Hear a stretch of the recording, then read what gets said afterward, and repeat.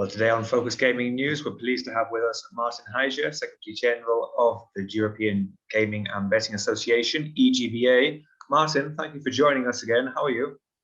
Very good, John. Thank you very much for inviting me to speak to you. Good to have you here. Well, perhaps with things looking a little bit more optimistic in Europe compared to last time that we spoke last year, vaccines starting to roll out, perhaps it's a good time to begin by assessing how successful do you think the gaming industry has responded to the issues of COVID-19 in general, but perhaps in particular their responsibilities during the pandemic? Yes, I think obviously there's a major impact on the industry. I have to make a distinction between online and offline. We're just speaking for online gambling, but I think in general the industry has reacted quite well to this, and I'm quite pleased with that. There were no excessive advertising, and I think there was a general understanding that this was something that needed to be taken very seriously, quite urgently. So whilst there were some incidents and examples of maybe advertising that wasn't good or not good at all, overall I think the industry did pretty well in responding to the situation. It's how do you foresee the ongoing impacts of the pandemic on the online gaming industry? It's obviously there's been something of a jump in, at least in most jurisdictions, that have seen the pandemic perhaps help the uptake of online gaming. Do you think that operators can continue to see significant growth, or do you think in the more mature European markets starting to reach a kind of level where it's going to slow down? No, I think there will be continued steady growth. Obviously, with the closure of the offline gambling opportunities, more people went online. Some of those people will go back to offline because they prefer and they have a good relationship with offline gambling. But I'm sure that a number of people will at least remain also playing online gambling. So there will be a speeding up of the increase of the market share of online gambling. And I think irrespective of the COVID events and the effects, I think there's a continued growth of the online sector, not necessarily making the online sector less in lump sum, but there's just a significantly bigger growth in the online versus the offline sector. And then we also recently got some very interesting information from H2, which we published on our website, which shows that there's a huge discrepancy between the different member states of the EU in the percentages of online gambling versus offline gambling. So I think the biggest online gambling market share, 60%, is Sweden. And the smallest, if I'm not mistaken, is Italy, or Italy is one of the lowest with 10-11%. And it's very noticeable that all the big markets are relatively low in online gambling share of the total. And so there's a continued growth. And I think if you look at those figures, there will be more growth for online gambling in Europe in the years to come. Obviously, there's more European markets looking at regulating online gambling. We're expecting licensed online gambling to go live in Germany and in the Netherlands this year. What kind of response have you seen from members regarding the expected opening of what are quite tightly regulated markets in Germany and the Netherlands? Are operators still concerned about some of the restrictions that are being imposed on those markets? Yeah, I think you can see, I mean, Germany and the Netherlands are one of the last and in line of the European countries with online gambling regulation, and where 10 years ago in France, you saw a lot of operators jumping up the opportunity, even though the market was heavily restricted, highly taxed. Now you can see a more cautious approach from operators when a market opens up, and you can see that both in Germany and in the Netherlands. I think operators are genuinely interested in both markets, but you can see that there is an increasing cautiousness in whether they can make it sustainable when they enter the market. In the Netherlands, it seems to be still on the right side, although, as you probably know, the expected channeling rates in the Netherlands are expected to be very low, less than 80%, which means that if you have a license, you need to compete with unlicensed, untaxed websites as well. And in Germany, I think there's a real issue where you might even see the number of operators applying for a license being very limited, because this new regulation, the new taxation on casino is really extremely high, and will make for at least a large number of operators, I think, very questionable whether they can actually make a living in the sector in Germany.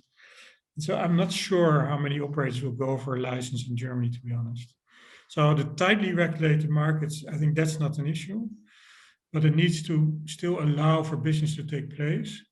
And then the combination of regulation requirements and the level of taxation, I think, make both Germany and the Netherlands opportunities, but I wonder how many will go for it, to be honest. Are you concerned about the levels of channelization? Do you think regulators are aware of the size or potential size of the illegal markets and the risks that players will continue to use the illegal markets? Yeah, I think that the notion of channeling is well settled and it's accepted. But what for me is the worrying thing is that regulators and legislators are aware that there will be low channeling rates, but they don't seem to mind. And I find it very surprising that you have, in a sector that's very clearly business to consumer, where consumer protection is the main concern of the legislator, and that's also what they state. If you then have an aim of the Dutch government, for instance, of going for only 80% channeling rate as an ambition of a law, I find it puzzling that you cannot say that you won't say, I go for 100%, okay, but maybe we make 95, or we fail in our objectives. But just to say we go for 80% and then leave 20% out, to me is puzzling. I really fail to understand that. And then to have calculations made that probably the 80% won't be achieved either because of the combination of taxation and some requirements.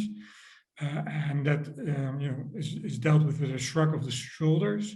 I think it's extremely worrying perspective, both, I think, for legitimacy of the legislation as such, but also for future regulation of the market, because they more or less accept that quite a large number of people will continue to play on the black market.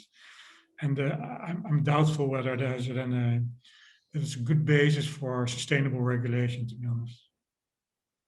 So maybe just to summarize this, I think, yes, there's awareness of channeling everywhere, but it seems that other considerations than consumer protection are at least equally important as this main objective, but there's also other concerns around maybe taxation, tax revenue, how the outside world sees online gambling. So there are many other concerns that are in play, apparently.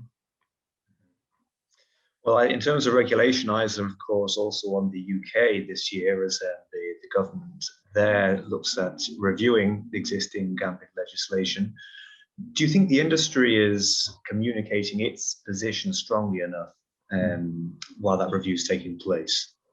Yeah, I do think so.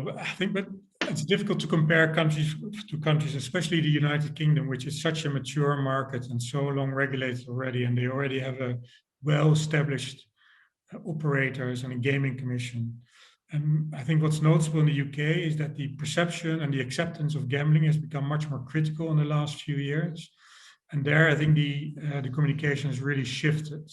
So I think in the UK, yes, a lot of communication is ongoing, but against the background of a very critical public opinion, or at least media. I think we should not underestimate the role of the media in this.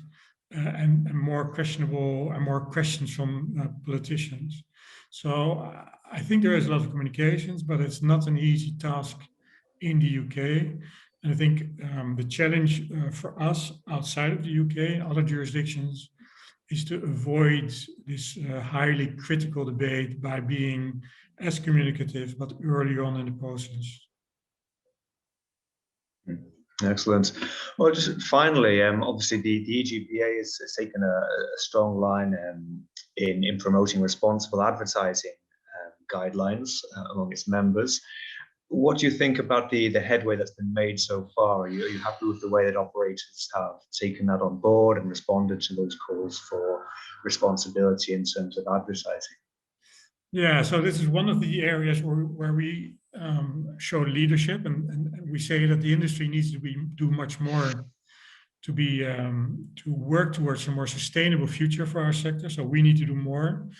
And so we developed a code. It's a good code, if I may say so. And we have a lot of interest of associations and operators, and also from regulators. But what is slightly disappointing is that part of our code of conduct is that we're also going to monitor our members or participants to the codes to actually complying with it, meaning that we will select 5, 6, 7 countries where we will have a monitoring system in place for, let's say, TV ads or social media ads, so that we don't just have a piece of paper that we say that we comply with, but actually we're by an external party monitoring our compliance, where the members are. And so we had a lot of interest from operators outside of the EGBA.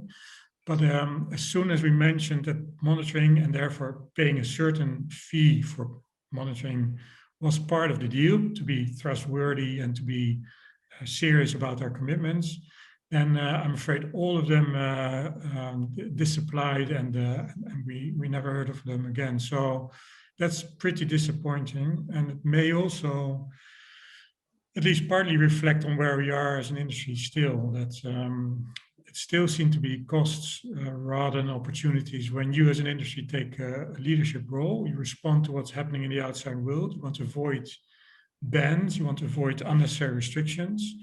It might lead then to some expenses, like a few €1,000, but even some well-renowned big operators then say, no, we're not going to do it because it costs money. So I mean, it also is somewhat of a mirror of where we still are as an industry, I'm afraid. Okay. Well, just before we finish, is there anything that you would like to add, or anything you would say to operators in Europe at the moment? Well, I think, yeah, I mean, this whole idea that we need to come towards a more sustainable future, I think it requires being active and speaking out to the outside world, being organized, obviously, preferably become an EGBA member, but if you're not, be part of another organization. We need to be organized. We need to show much more of ourselves. We need to communicate with the outside world. And we should not forget that there's a whole world outside of Europe and the US, Latin America, where there's a lot of developments as well. And we want to make sure that the companies that are here also still pay attention to Europe and not just go to other parts of the world to make a profit and to do business. In order to be able to do that, I think we need to be much more visible and proactive. Okay. Well, Maarten Haijer, Secretary General of the EGBA, thank you for joining us. It's been a pleasure to have you with us again, and I'm sure we'll speak later in the year. Thank you, Azwan. Have a good day. Thank you, Maarten.